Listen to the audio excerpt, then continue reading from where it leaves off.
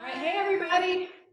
We are so excited to have Ashlee Ammons here this morning. Ashlee is co-founder with her mother of Mixtroz and the app, and which is super cool. I've had the chance to use it, but I definitely want you to take some time this morning to explain that to all of our listeners. But we're excited to have Ashlee here. Ashlee has some amazing insight for all of us about the world of being an entrepreneur and being a female in the workforce, and just lots of great, wise advice. So I'm super excited about today. So Ashlee, why don't you just start off telling us a little bit about yourself and about Mixtroz? Yeah, well, good morning, everybody. Happy to be here. I see like friendly faces, which is great. Like, hi, Kim. So Kim, Lee, and I over at Forge, we sit on the board of Tech Birmingham together. And then also Kitty Brown is on here too. And Kitty and I met, we were on a panel together at Forge. And Kitty, see, women are amazing because Kitty was like, hey, I can't wait to see it. I can't be on video, but I'm there. So women are just amazing support systems. But anyway, I am Ashlee. I am from Cleveland, Ohio originally. I started my career in Cleveland. I was LeBron James' first intern. I usually lead with that because then people are like, what in the world? And then after I finished undergrad, I moved to New York City. I became an event producer. So I produced events anywhere from $10,000 upwards of a few $1,000,000. I've worked with talent like Oprah and Leonardo DiCaprio. I have worked for big brands like Coca-Cola and Nike doing their experiential event activation. But I did start in New York as an executive assistant, and I literally hustled my way up. And then in 2014, my mom and I came up with an idea, and we have kind of been in this crazy technological founder journey ever since. We started the business in Nashville. Our headquarters is now here. And it's been a very interesting season, but the basic understanding of what Mixtroz is, like this morning, I had a demo with the Kellogg Foundation, and they were coming to me because they have a problem where their staff is here, there, and everywhere, but they still need that their staff to be engaged with one another. Just because we've been at home doesn't mean that they've stopped hiring people or stopped having to serve their customers. And so what they'll do with our software is they might be on a Zoom, and then when it's time for those people to actually engage peer-to-peer with one another, they'll utilize my software, Mixtroz. So everybody gets into Mixtroz. We're on an app on your phone, or we can be used in your web browser. They'll go through a 2-minute process of filling out a virtual name tag and answering a series of questions. And then based on the way each person answers questions, they're then put into a small group of 2 to 9 others. And when they get in that small group, like in a video connected space, we also give them icebreakers. We give them their group data so they understand why they're connected with one another, how they've been connected with one another. So our value proposition at Mixtroz is increase in engagement and also data collection. And we started our business in the live event space, but then obviously March happened. And so we had to do a quick pivot, and we launched a virtual feature early. And so now that virtual feature is out and live in the market. Were you planning on launching the virtual beforehand, or was that something that you really did on the fly? No, we actually were, and we were able to get it to market quickly because it was already half built. So we were planning to spin it out in October of this year. And the reason that we were planning to do that is because a lot of our customers were in higher education. A lot of our customers were in enterprise. Both of those things were starting to do more telecommuting. And so we knew that we would need a virtual feature of some sort. But then, of course, March happened, and then we needed to like hurry up and get it out there. And I think the important thing that we did is we didn't try to create a software that competes with Zoom or WebEx or Microsoft Teams or any of that, because there are tons of video communication platforms, and it's very difficult to get an organization like Alabama Power, for example, to say, hey, you're no longer going to use Zoom, you're going to use Mixtroz. So instead, we built our software as a complement to any other software that you might be using, something that really hones in on that peer-to-peer engagement, because softwares like Zoom, for example, they are built for what we're doing right now. We're having a one-to-one conversation, and then there are people listening in. If everybody was off mute just talking, it would be like the wild, wild west on here. And so we've really taken our knowledge of humans and applied that to make the networking or connection experience better. That's amazing. And okay, so you told us a little bit about your background and you left a six-figure income to become an entrepreneur. I did. But so tell us about that journey, sort of walk us through it, because there's several women on this call that I know are thinking about doing the same thing. Yes, and I'm one of those who likes to talk in just facts and figures. So when I got to New York, I moved to New York City, and blessed. I'm blessed because my parents paid for my college, so I did not have any student loans. So that was critical, and I do credit my parents with like setting me up for success in that way. And in addition to that, when I decided I was going to move to New York, which my mom was like, "Are you serious?" Like, she was like, "You don't even know." She was like, "You've been there once for like 3 hours. Like, what are you talking about?" But that's what I wanted to do. And so my parents had like stock for me. And so they cashed out my stock, was like a couple $1,000s. And that was my getting started in New York money. And then because of the way my parents prepared me for what was coming, I never went back to the well for money. Like, I never, once my parents paid for my college and gave me those stock, I never went back to them and said, "Oh crap, I've run out of money. Can I have a loan?" And that was literally at age 21 when I moved to New York, and I'm 32 now. And I have literally never gone back to my parents to ask them for money, because they raised me to be a responsible adult that will figure it out.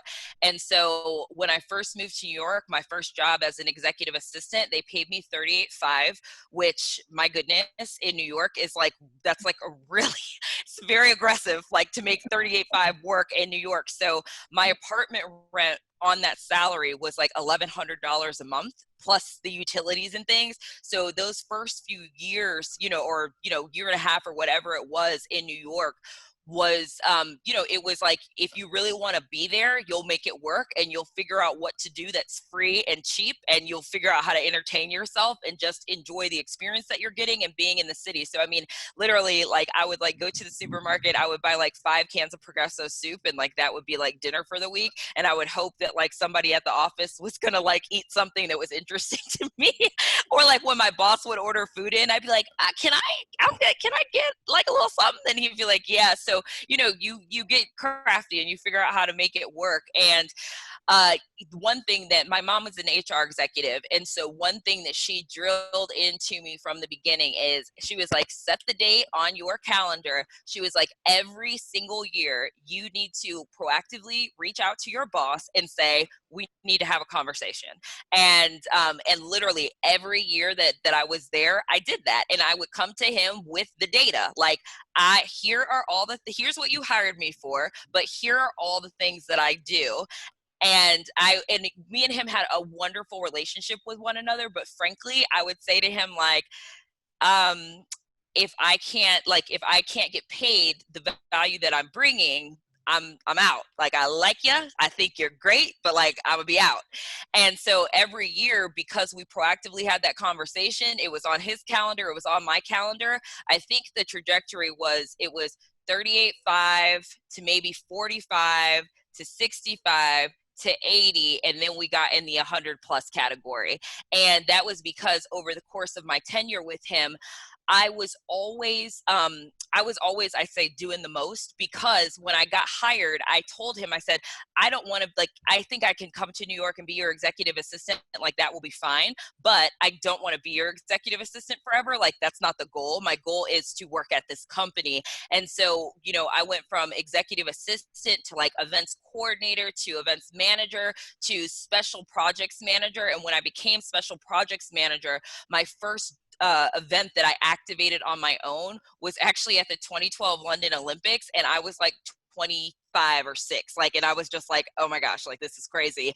And then after that, it was like, I went on to be director of special events over our Moet Hennessy account nationally, which was a big deal. But then I also had kind of a chief of staff role. So I really was the architect of that career trajectory with my boss, and intentionally going to him and saying, here's what I'm doing. My title no longer fits that, and we need to also make the pay make sense. And I think women, you know, we are conditioned to feel bad for going and having those conversations. But frankly, when you get paid what you're valued, you do better work because you're not worried about, you know, some of the things that may be going on in the background because you're making what you deserve. And the last thing I'll say, always, if you're going to have a conversation like that with your boss, whatever might be the resistance, go to them with a solution. So I remember the day I was still an executive assistant, but I was also an events manager, and I was actually working on the Olympics. And my boss's girlfriend at the time called me and asked for something ridiculous. And I literally, that day, I went in his office and I said, so I can't be your assistant anymore. Here's the reason why. I no longer care about those tasks. And if I don't care, there's going to be a boo-boo. So I am going to hire someone to be your assistant. I'm going to manage her. She'll report to you and me, and it will be fine. The person that I placed in that position over 5 years ago is still there. That's amazing. That's amazing. And you know, it's so good. That's such a good word with just, and this is what we've talked about on several of these calls, just hearing different women's stories is if you want to make more money in your job or you want to re-enter, whatever it is, you have to prepare for those conversations. Emily did a great job of that when she was looking, you know, otherwise you get stuck in a cycle of just not getting paid what you're worth. And then to your point, you're not going to do as good of work because you're upset about it, but you're not willing to communicate about it. And you have to do the work, which it sounds like the one thing that you were always doing is rocking out on whatever the next big. I love to work. So like the pay that I was asking for, it was certainly justified. Cause like, I was like, I love to work. Like I'm living for this right now. That's what you do when you go to New York in your 20s, right? Yeah. Mm-hmm. Yes, that's awesome. Yeah, that's a great word. And we really do. We have been focusing on negotiating for yourself a lot. So we might have to have you back and only talk about that. Well, the thing is that we're all about, if you work outside the home right now, school is a maybe, childcare if you have kids is a maybe, everything, there's all these maybes. And so we're going to have to negotiate for ourselves within our careers right now, you know, so that's just a really good piece of advice. Yes, very timely. Okay, another thing that you and I've heard you talk about this on a panel, and you and I talked about it when we had our pre-call, but I think this is so important for everybody to hear. You're just very wise words on when you get started, when you decide to make that jump, and maybe you can include that next bit on how you decided to make that jump, about how important it is not to compare yourself to others. Because, you know, sometimes when you do negotiate for yourself and you do get that job, all of a sudden you're in the middle of a new situation that's very different than, you know, where you were before, and you have to acclimate. And there's that whole compare and contrast, like what your neighbor's doing, what your sister's doing, all that good stuff. Yeah, you know, being an entrepreneur is not something that I ever had on my radar. You know, my dream was to go to New York and do the thing, and I was in New York doing the thing.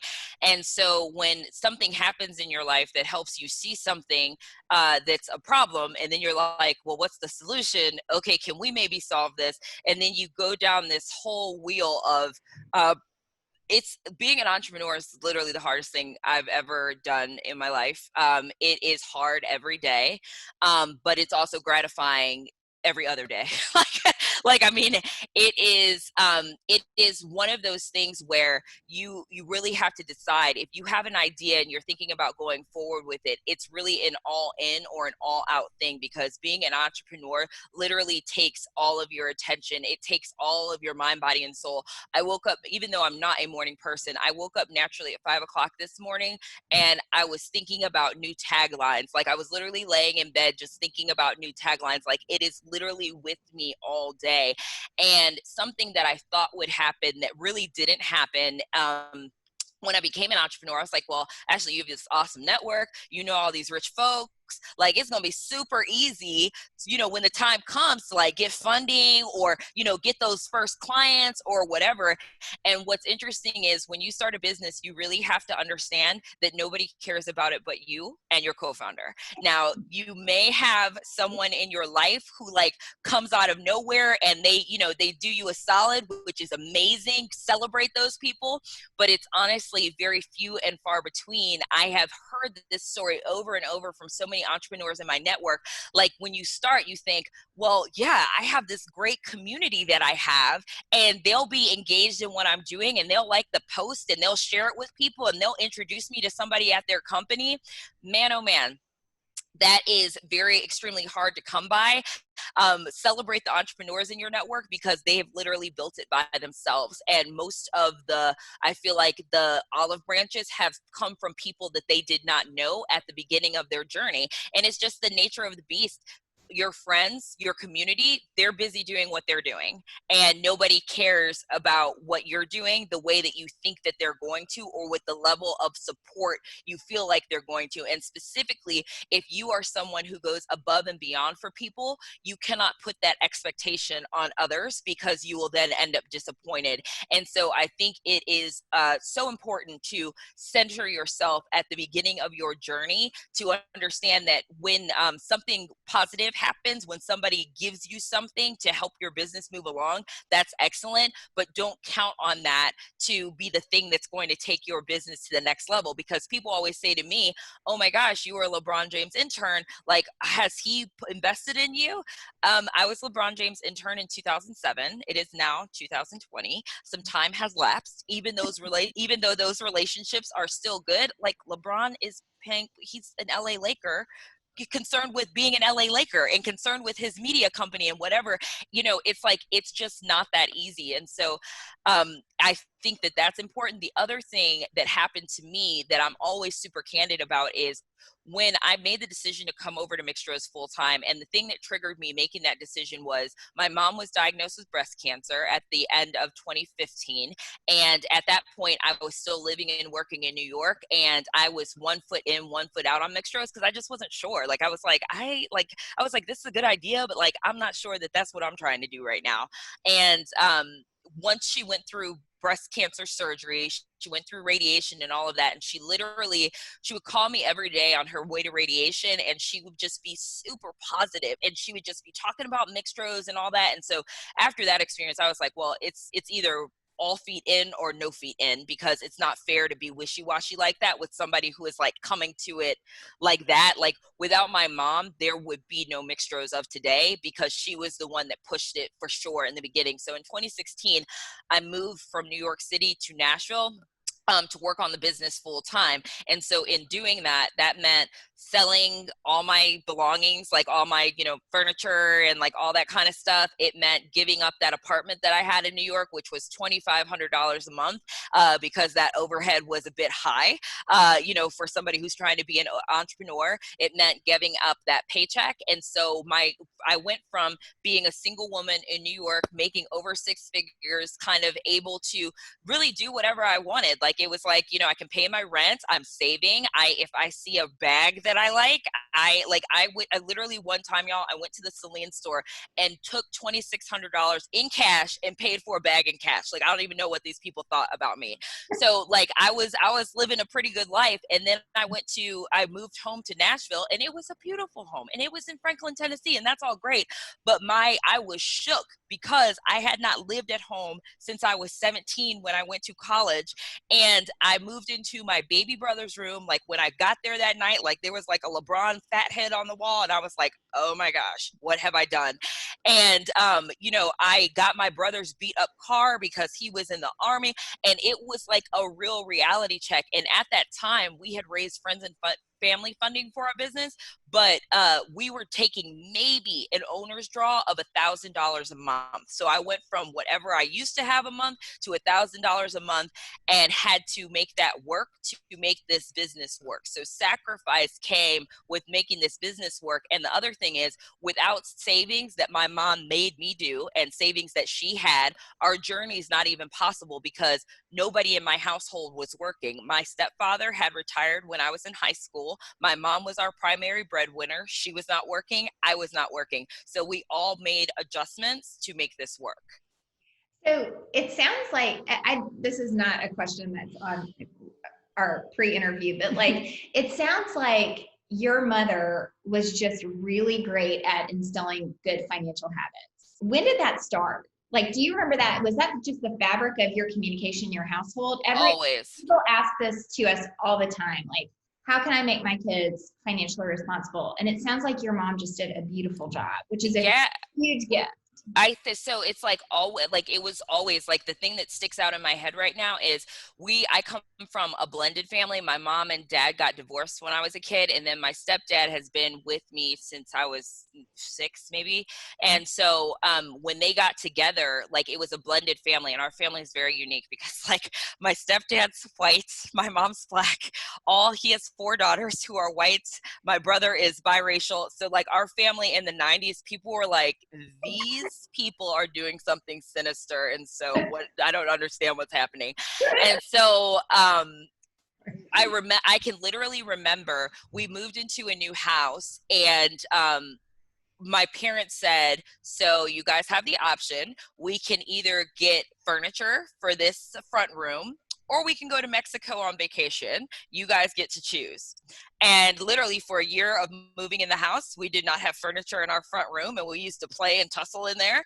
And we went to Mexico. So like, I just remember my mom being like, is this or this, not both?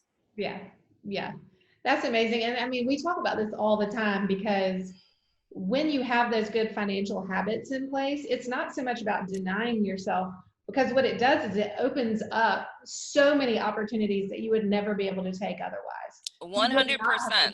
Yeah, you would not have been able to make this leap. So that's just such a good one. And I was going to say, ladies, you also asked me about the comparison thing. And so I do want to say that. So I live by and I feel like I have to remind myself of this almost day to day. Comparison is the thief of joy. One more time, comparison is the thief of joy. Because when I first moved to Nashville after the New York, I did go through a bout of depression. I knew something was wrong because I would sleep 8 hours in the night, and then by like 2 p.m. I would be ready for a long sleep again. And so that is a symptom. Like when you can just sleep at any time, it's like you're trying to sleep things away. You're not trying to experience it. You're trying to get out of whatever your reality might be. So, I talked to my family about that. I went to the doctor. I got medicine. I feel much better. I literally had my therapy session with my girl from BetterHelp last night, online therapy. I can't recommend it high enough, and these people are not paying me, although they should. But the reason why that depression sparked is I literally know it is directly related to social media, because when I moved to do this thing that nobody understood, at that time, I swear every friend that I have on Instagram, they went to Greece the summer of 2016. And so I was having extreme feelings of FOMO. My company that I used to work for in the events, they were doing all sorts of cool things that I was no longer a part of. I was like used to running around red carpets, and now I'm in my brother's bedroom in Franklin, Tennessee. And, Franklin, Nashville's cool. Franklin's a totally different story. I'm a late 20s-year-old woman, no kids, never married. I totally didn't fit in there. And so it was very easy for me to just look at my friends elsewhere who were getting married, having their first children, all that stuff that I wasn't getting to experience. And it wasn't until I finally accepted that this is my journey and I still have time for all those things, God willing, that will be on my trajectory. And I have to stop doing that with comparing myself to other people. Even in entrepreneur circles, like you'll see something that happens for an entrepreneur in your network, and I used to be like, oh, dang, like, why did that? Guess what? It's up, down, all around. Again, it's best to stay laser focused on what you're doing, because comparison is the thing that can lead you down a spiral of you're not enough when that's not true. Mm-hmm. Well, another thing kind of along that same vein that you talked about, is doing that alone is lonely. Like, how important do you think it is to have a co-founder? Has that been a great thing for you? I think it's completely critical. I would not have done this journey with anybody else but my mom. The real quick note on my mom, like I look at her and she's a 58-year-old woman, and she was a corporate executive for 25 plus years, and somehow she was brave enough to take this jump and do this crazy thing. And I love to say about my mom that she's like Netflix. Like, she's not like Blockbuster. Like, she didn't see that like video rentals were leaving and then tried to continue to do video rentals. She's like Netflix. She continues to innovate herself. And I love that. And so for any woman on here that's over 40, always be Netflix, because you can. Like, it's like, I have seen my mom continue to do this. Like, so whatever happens with Mixtroz, she'll be just fine. So having a co-founder is so critical, because it's different from sharing your experience in your business or in your journey with somebody and somebody feeling it with you. Because when you tell someone, I'm down to my last $10,000, they might say, oh, that sucks. Like, you know, but when you're a co-founder with someone, we're like, okay, what money can we move from savings to make up for that, to pay off the credit card in the time being? Like, there's something to having someone in the trenches with you. And it's also a beautiful thing, because when something positive happens, my mom is the first person I would likely call, but instead she's there with me in real time generally. So it's just a wonderful balance. I find that if you pick a good co-founder that complements you, usually when one of us is up and the other is down, it flip-flops like this. So like, you know, it doesn't feel just like the depths of despair all the time over here. Because being an entrepreneur, even with a co-founder, can be an extremely lonely time. It can be an extremely lonely time because you're laser focused on this thing and it's really hard. So having somebody that you can talk to all the time about it is amazing. And one thing I would recommend for a co-founder, because I even did this with my mom, I had us take personality tests at the very beginning, which she laughed about because she's an HR executive, but it became so helpful because we were great mother-daughter, very close, all of that. Working with your family member is something completely different. And so for us to really understand that we're in the same category of personality types, but we're still different, and where our strengths and weaknesses complement each other, that is so important and not something to be overlooked. Yeah. Well, tell us what's next for Mixtroz. And, you know, I would love if you would feel comfortable, tell us about the imperfect conversations that you've been hosting too. Yeah. Are you still Yeah. Yeah, I mean, like here, like when we have time, let me say. So what's next is we were so the thing about, raising funding as a company. So when you're a technology, generally you raise funding for your business so you can move very fast in the process. Problem for us is we started this company in 2015, came up with the idea in 2014, and that was pre Me Too, Us Too, Them Too, where are the Black people in tech, where are the Black people, like nobody was worried about any of that back then. And so our journey was very, very difficult. Like we thought that we would be able to use our business know-how to push our business forward. That was completely untrue. So much so that we had to leave Nashville to actually grow our business. That's why we're in Birmingham. Birmingham gave us opportunities that Nashville did not. So the first 2015, 2016, 2017 of our business were completely brutal, and it is a wonder that we're still here today. And then when we came to Birmingham, we were able to complete an accelerator program right at Innovation Depot. We then won a big pitch competition. We then went on to raise over $1 million in pre-seed funding for our business. Now, what I've come to understand now is $1 million sounds like a lot of money. It's really not that much money. And the reason why it's not that much money specifically for a business like ours is we had to go back and do all the foundational things for our business that had not been done in 2015, 2016, 2017, 2018. And we had to make our business foundationally sound. We had to build it in a way that was more scalable and not built off the hustle solely of Carrie and Ashley.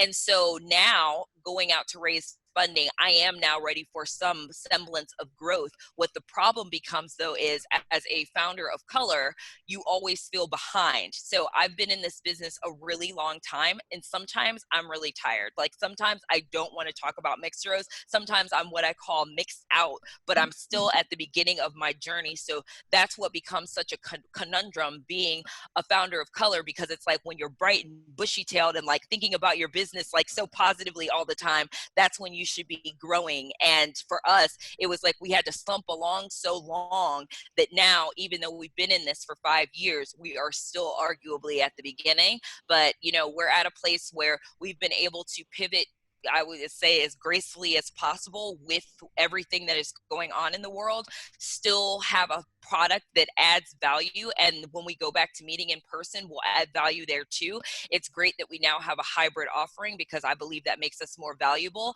And so we are right now in the middle of both, you know, growing this side of the business and a fundraise so that we can keep runway and bring more people on the team and all of that. So, I mean, it's certainly a lot.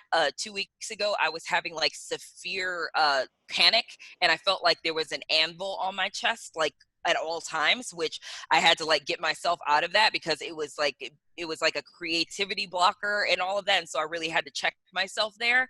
But yeah, I mean, Mixtroz it's a crazy thing to have a thing that you created in your head and then you see people use it the way you intended. And so what the ladies alluded to are these things called imperfect conversations. So in June, my mom actually came up with this idea because she was like, the world is crazy right now, and we have a software that connects people. How can we use that positively? And so we sent an email blast out to our email list, and we just said, hey, we're going to open a virtual mix one evening at like 7:30. It's going to be from 7:30 to 8:15.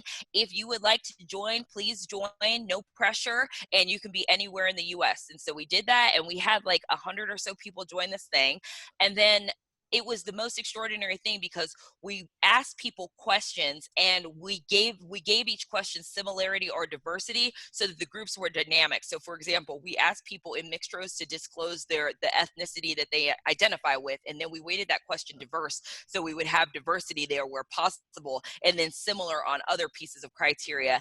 And what ended up happening is people were so engaged in the groups that Mixtroz kept them in that they ended up staying in Mixtroz until 9 p.m.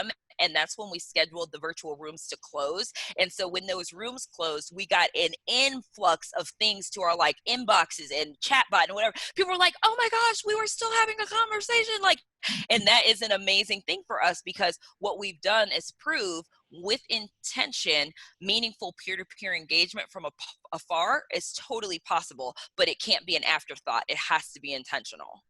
Yeah.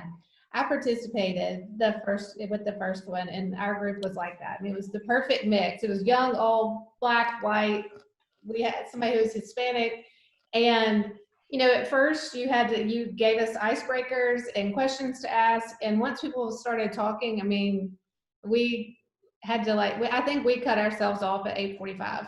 But I was gonna say humanity kicked in, right? Yeah, it really did, and I mean, I learned more in that conversation than anything else that I've done recently. And I've really been trying to read books and do things, to educate myself on what's going on. And it was really great. We've since tried to get together a couple of times outside of that in our own group. And it was a wonderful thing. I highly recommend it to anybody. I love that. But yeah, it was great. So how do people, and I know there's one more last question, but how do people like buy Mixtroz? Like, how do you engage in that way? Is it like yeah. So our customer is the organization. So whether it's a school or a business or what have you. And so we have plans where if you just have like a one-off mix, like for example, the junior league is like they purchase like one single mix, can totally do that.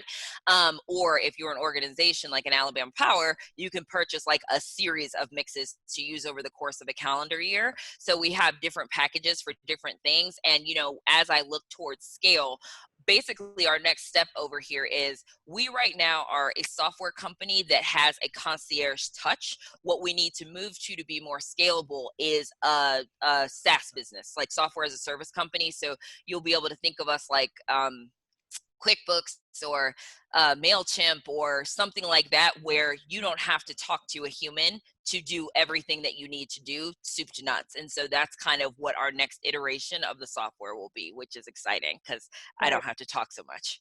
Yeah.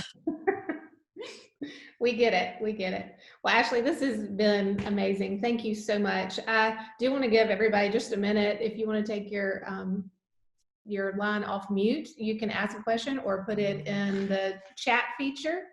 Oh, okay. Hold on. Feel free turning. Okay. We have a lot of encouraging words. I know. People are so nice. I know. Lots of encouraging words. Anybody have any questions? Here's one from Kitty. It says, so a one-time mix might be a great option for these super awkward Zoom happy hours, right? Yeah. Yes. Literally, yes. Like, yes. So we've actually seen that a lot. We've seen that a lot just because it's like you get on this Zoom and it's like, okay, 30 of us are in here. Cool. Who, like, what now? Like, there's actually science on the fact that like networking is a word that like evokes a visceral emotion for most people. When people network, it makes people feel dirty. Like there's literally a Harvard Business Review study on this, and we do what we can to make networking less dirty and more value added, because networking can change your life. Like, for example, my LeBron internship, it came from a student in undergrad that I met for like 45 minutes to an hour. He was a white guy that looked nothing like me, but we had a conversation. We took the time to connect. He sent an email on my behalf. I became LeBron James' intern. Networking is the key to everything. And so in being able to do it and being able to embrace or talk to anyone agnostic of who they are and where they're come from, I think this is certainly something that I got from my mom, because my mom is one of those people where if she sees you in a grocery store, like we were down here and she was at the Piggly Wiggly, and if she sees somebody in the grocery store that has like Cleveland Cavaliers regalia on, she will be your best friend. And she does not care if you are the garbage person or a pediatric surgeon. She does not care. She will invite you over to the house because you have that commonality. I've literally seen her do this in real time. So I think that that's really special, and I wish the world just at large would do more of that. And I mean, that's our purpose with Mixtroz. Yeah, that's awesome. Well, thank you so much. This will be available. If you have friends that you want to send it to, it'll be available via podcast. And then, of course, for members, it'll be on the membership website in a couple of weeks. Ashley, thank you for being a friend of the Wealth Edit, and we're just so grateful for your time today. Oh, it was a pleasure. Thank you, ladies. Bye. Bye.